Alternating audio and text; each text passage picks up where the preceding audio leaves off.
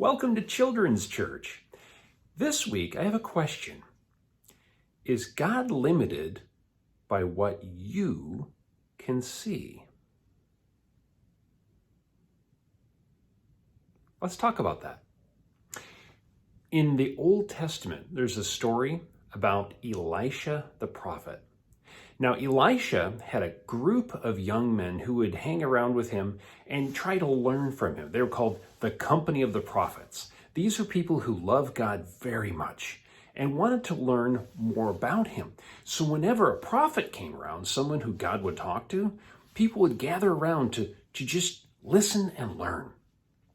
And one of the young men from the company of prophets had been hanging out, learning, growing, but something happened, and sadly, he died. Now, when he died, he left behind some debt. Now, debt means you owe someone money. And this man owed someone quite a bit of money. So much so that the creditor came to his widow, the woman who he had been married to, and said, "You have to pay me back that money." And she said, "But we don't have it. And my husband's dead. What more can I do?" And the man looked around the house and there was nothing there, but there were two boys. And he said, "I'll tell you what I'm going to do." He said, "I'm going to come back here, and if you don't have the money, I'm taking both of those boys as my slaves." She was horrified. And she came to the prophet Elisha and was begging him for help. She said, "You know, my husband, when he was alive, he loved God so much. And he was one of the company of the prophets, and he did everything he could to help. But he's dead. And now a creditor's come and says that we owe him lots of money. And I don't have any money. He didn't leave me any money at all. And the creditor says if I don't pay him the money right now, he'll take both of my sons as slaves." And Elisha looked at her and said, "Well, what can we do? What do you have in your house that's of any value?" And she said, "I have nothing. Well, the only thing I have is a little jar of olive oil. That's it."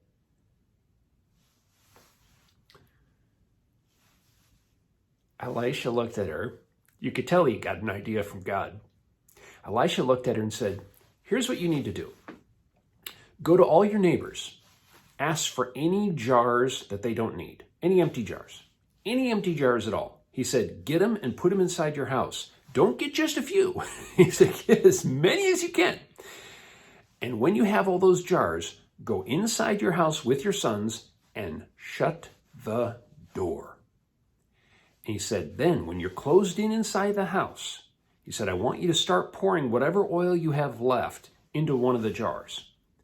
And keep going until the oil runs out." "Okay," she said. "It doesn't seem to make any sense, but okay." So she did exactly what Elisha told her. She had her sons running around throughout the neighborhood, trying to get as many jars as they could get their hands on. "Do you have any empty jars? Any jars you don't need?" Well, it would be like someone coming to your house and saying, "Do you have any empty cans?" "Yeah, you got the recycling bag right over there."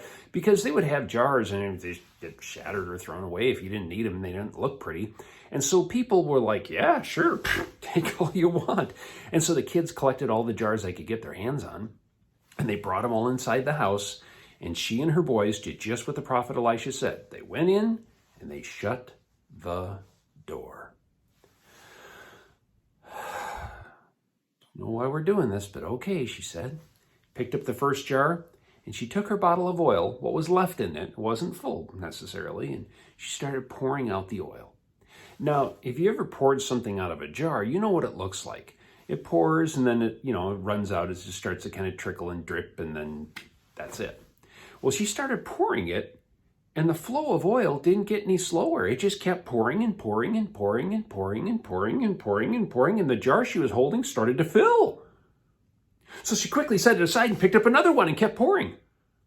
And she said to her sons, "Give me another jar, quick." And her boys started, you can just imagine them clapping and laughing, and that jar started to fill. Quick, another one. And she just kept pouring and pouring, and they kept handing her more jars, and she kept pouring, and more jars, and pouring, and pretty soon you got the one son running around with full jars trying to put them someplace, and the other one trying to get all the empty jars in a row, and they had this train of jars going, and she just kept pouring and handing off, and pouring and handing off, and finally, after doing this as long as they could think of, she said, "Give me one more jar." And her son said, "There's no more jars." And just like that, the oil went, drip, drip, drip, done.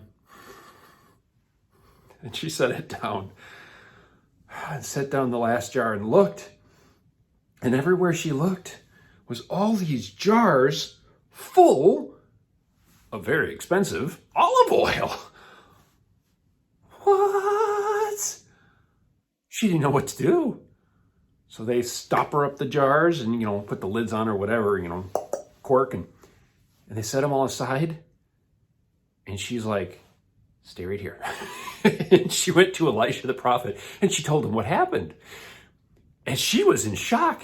Elisha wasn't surprised at all. He knew what God was going to do. And he looked at her and smiled and said, because she said, "What do I do now? I've got a house full of olive oil jars. What do I do?" And Elisha said, "Well, it's quite easy." He said, "Sell all the olive oil, and with the money you get from that, pay off that creditor, he'll go away, and you should have enough for you and your sons to live on with the rest." And that's exactly what she did. Think of that. One little jar of olive oil filled all those jars in her house.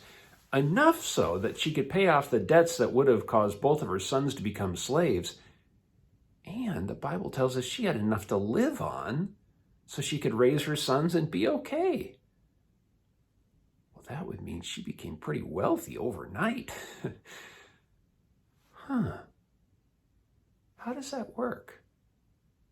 Now, I've tried to pour one glass of water into 2 glasses before, and all you get is 2 half glasses.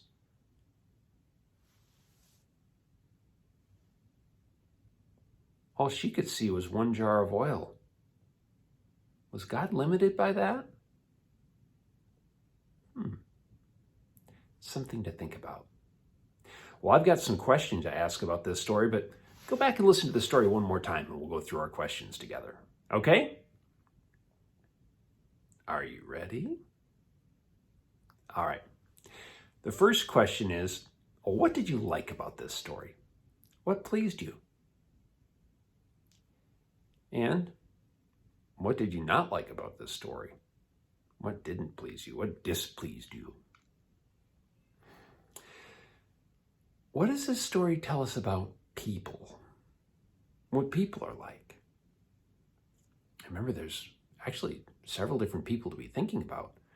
There's the person who was owed money and it didn't look like he was going to get paid back.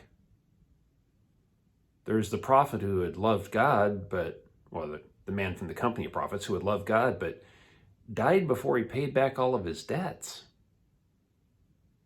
There's his wife who thought everything was going terrible. What does this story tell us about people? What people are like? What does this story tell us about God? What God is like?